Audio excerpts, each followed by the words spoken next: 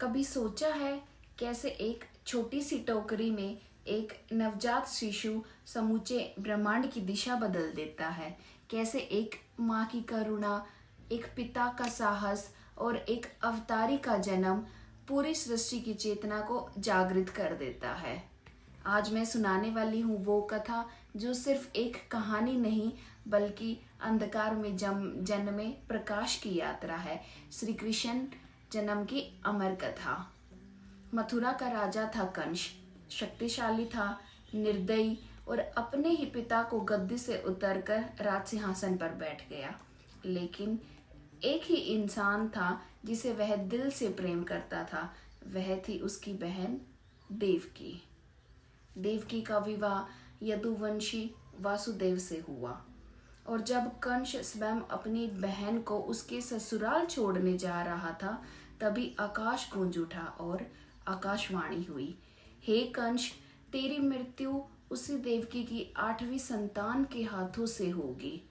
कंस का चेहरा पीला पड़ गया। एक पल को तो वह अपनी बहन को मारने दौड़ा, पर वासुदेव ने वचन दिया, हमसे जन्मे हर शिशु को आपको सौंप दूंगा। और फिर कंस ने दोनों को कारागार में बंद करवा दिया।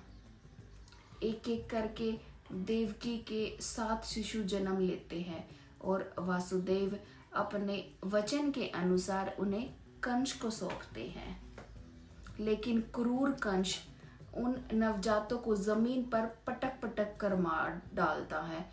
एक माँ की गोद बार बार सुनी होती है लेकिन वह चुप रहती है। देवकी की आंखों में आंसू हैं पर आवाज नहीं, क्योंकि उससे इंतजार है उस 8वें चमत्कारी बालक का। श्रावण मास की अष्टमी रात मथुरा में भयानक तूफान चल रहा था। आकाशवाणी सच होने वाली थी। कारागार में अचानक एक तेज प्रकाश फैला और भगवान विष्णु प्रकट हुए। वासुदेव, मैं तुम्हारे पुत्र के रूप में जन्म लेने वाला हूँ। इस बालक को गोकुल ले जाकर नंद की कन्या से बदल दो। और फिर आधी रात को कृष्ण भगवान ने जन्म लिया।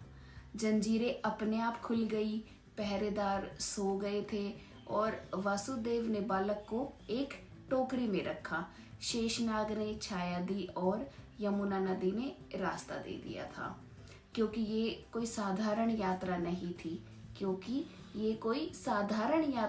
थी, ये साक्षात नारायण की यात्रा थी। और फिर वासुदेव गोकुल पहुँचे जहाँ यशोदा ने एक कन्या को जन्म दिया था। उन्होंने कृष्ण को यशोदा की गोद में सुलाया और कन्या को लेकर लौट आए। जैसे ही वह कालकोठरी में वापस आए, दरवाजे फिर से बंद हो गए। कन्या की रोने की आवाज से सैनिक जागे और आखिर में खबर कंस तक पहुंच ही गई। कंस दौड़ा आया और देवकी से वो कन्या छीन ली, लेकिन जैसे ही उसने उसे मारना चाहा तो कन्या हवा में उड़ गई और देवी दुर्गा के रूप में प्रकट होकर बोली, तुझे मारने वाला गोकुल में सुरक्षित है। फिर यह कहकर माता अंतर्ध्यान हो गई।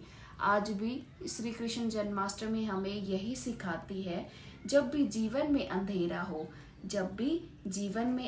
हो, जब रास्ते बंद हो और आंसू सूख जाए, तब भरोसा रखो।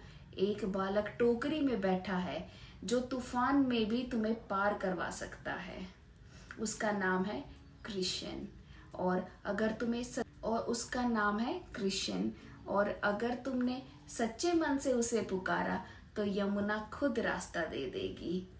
मैं एक साधारण स्त्री हूँ, लेकिन जब भी कृष्ण की लीला सुनती हूँ लगता है जैसे वो मेरे आसपास ही हो। और इस जन्माष्टमी पर किसी एक को कृष्ण की ये कहानी जरूर सुनाइएगा, क्योंकि प्रेम तब ही बढ़ता है जब उसे बांटा जाए। और इस जन्माष्टमी पर किसी एक को कृष्ण की ये कहानी जरूर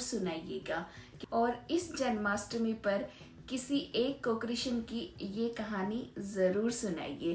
क्योंकि प्रेम तब ही बढ़ता है जब उसे बांटा जाए। जय श्री कृष्णा। राधे राधे।